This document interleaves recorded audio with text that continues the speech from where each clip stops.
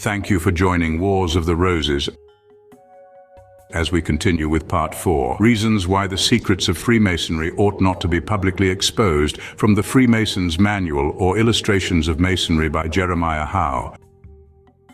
Chapter 4, Reasons Why the Secrets of Freemasonry Ought Not to be Publicly Exposed, and the Importance of those Secrets Demonstrated. Damnant quod non intelligent. Ovid. One of the most frequent objections raised against Freemasonry is the profound secrecy observed upon certain parts of the institution. To have secrets is not peculiar to Freemasonry. Every trade, every art, and every occupation has its secrets, not to be communicated but to such as have become proficient in the science connected with them, nor then but with proper caution and restriction, and often under the guard of heavy penalties. Charters of incorporation are granted by civil governments for their greater security, and patents for their encouragement. Nay, every government, every statesman, and every individual has secrets which are concealed with prudent care and confided only to the trusty and the true. We Freemasons only claim a like indulgence, and that of conducting ourselves by our own rules and of admitting to a participation of our secrets and privileges such as choose to apply for them on our own terms. So far from wishing to deprive anyone of the light we enjoy, we sincerely wish all the race of men were qualified to receive it, and if so, our doors would never be shut against them, but our lodge, our hearts and souls, would be open to their reception. If the secrets of Masonry are replete with such advantage to mankind, it may be asked, why are they not divulged for the general good? To this it may be answered, were the privileges of Masonry to be indiscriminately dispensed, the purposes of the institution would not only be subverted, but our secrets, being familiar, like other important matters, would lose their value and sink into disregard. It is a weakness in human nature that men are generally more charmed with novelty than with the intrinsic value of things. Innumerable testimonies might be adduced to confirm this truth. Do we not find that the most wonderful operations of the divine artificer, however beautiful, magnificent, and useful, are overlooked because common and familiar? The sun rises and sets, the sea ebbs and flows, rivers glide along their channels, trees and plants vegetate, men and beasts act, yet these, being perpetually open to view, pass unnoticed. The most astonishing productions of nature on the same account escape observation and excite no emotion, either in admiration of the great cause or of gratitude for the blessing conferred.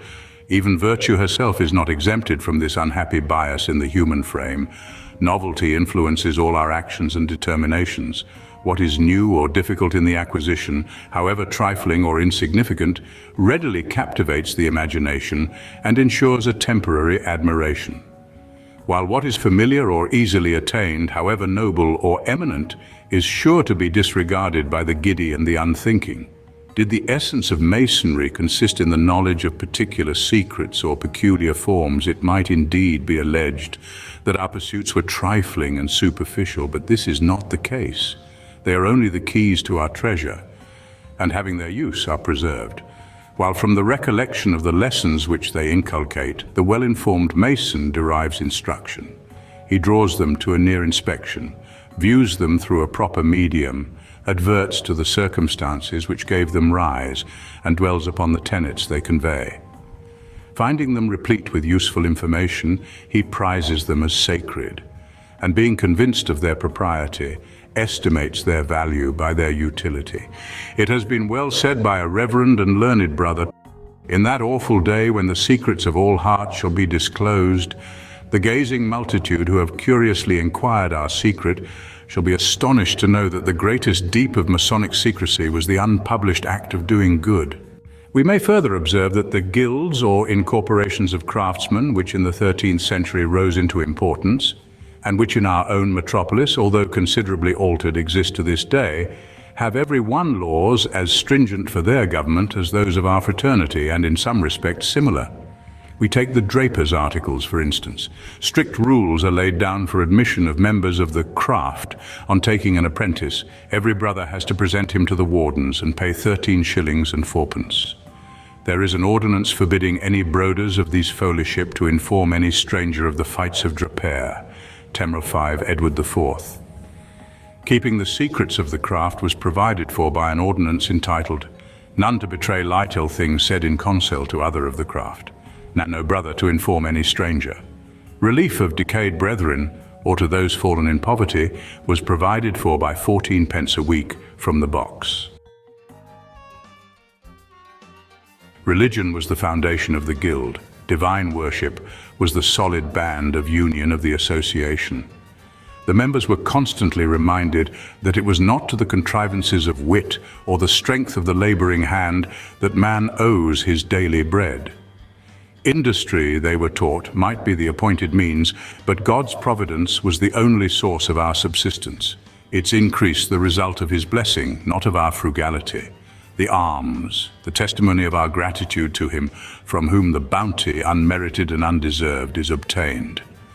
Imperfect as these institutions may have been, how much better calculated were they than those of our own time to ameliorate the condition of the lower orders of the community.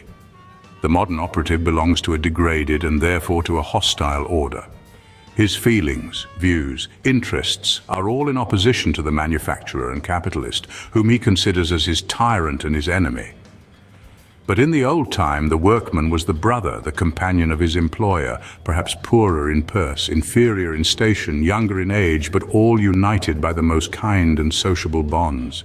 They repeated the same creed, lighted their lamp before the same altar, feasted at the same board. So, with regard to the operative Freemasons of that age, Mr. Ruskin, in a public lecture on socialism in architecture and its effects, tells us that several centuries back, the architects who furnished the designs did not regard the men who executed them as mere machines, but all worked together with one mind, and that nothing great in architecture had been done save by associated bodies, where all the faculties of mind and hand had been brought out to the utmost. Many are deluded by the vague supposition that our mysteries are merely nominal, that the practices established amongst us are frivolous, and that our ceremonies may be adopted or waived at pleasure. On this false basis, we find too many of the brethren hurrying through all the degrees of the order, without adverting to the propriety of one step they pursue or possessing a single qualification to entitle them to advancement. Passing through the usual formalities, they consider themselves authorized to rank as masters of the art, solicit and accept offices, and even assume the government of the lodge, equally unacquainted with the rules of the institution that they pretend to support and the nature of the trust which they are bound to perform. The consequence is obvious: anarchy and confusion ensue, and the substance is lost in the shadow. Hence, men who are eminent for ability, rank, and fortune frequently view the honors of Masonry with indifference, and when their patronage is solicited, either accept offices with reluctance or reject them with disdain. Masonry long labored under these disadvantages, and every zealous friend to the order earnestly wished for a correction of the abuse. Of late years, it must be acknowledged, our assemblies have been in general better regulated, of which the good effects are sufficiently displayed in the judicious selection of our members and the more proper observance of our general regulations. We do not hesitate to appeal to the world in justification of the purity of our moral system. Our constitutions are well known. We have submitted them freely to general investigation. We solemnly avow them as the principles by which we are governed, the foundation on which we build, and the rules by which we work. We challenge the most severe critic, the most precise moralist, the most perfect Christian to point out anything in these constitutions inconsistent with good manners, fair morals, or pure religion. We feel assured that everyone who will take the pains to inquire into the subject must be convinced that the institution is friendly to the best interests of mankind, well calculated to ameliorate the disposition and improve the character, and to adorn its faithful adherents with every natural, moral, and social virtue. By the use of the universal language of Masons, members of the fraternity of all nations communicate easily and freely with each other. On every part of the globe, they can make known their wishes and be sure of finding an attentive friend, a hospitable asylum, and liberal assistance. The order, though composed of persons from various countries, separated by all the natural barriers which prevent men from combining into coherent masses, yet seems to be one body actuated by one soul. Thousands and thousands have but one heart, one hand, the heart of benevolence, the hand of charity. Sweet are the uses of Masonry in adversity. Then when the offices of general philanthropy would not reach us, or our share in its benignities prove inadequate to our need, when friendship grows cold and its most zealous professor forsakes us, Masonry triumphs in the exercise of its lovely charities. The brethren should ever bear in mind that the interests of Freemasonry are in their hands. They should therefore be careful not to blend with it their weaknesses, nor to stain it with their vices. They should consider how much the world expects of them and how unwilling it is to make any abatement. It is highly incumbent on them to walk in wisdom towards them that are without, doing nothing that should render their principles suspicious or disgrace the institution in the eyes of the world. For assuredly, if the brethren in their conduct forget they are men, the world, with its usual severity, will remember they are Masons. Friendly admonitions. As useful knowledge is the great object of our desire, let us diligently apply to the practice of the art, and steadily adhere to the principles which it inculcates.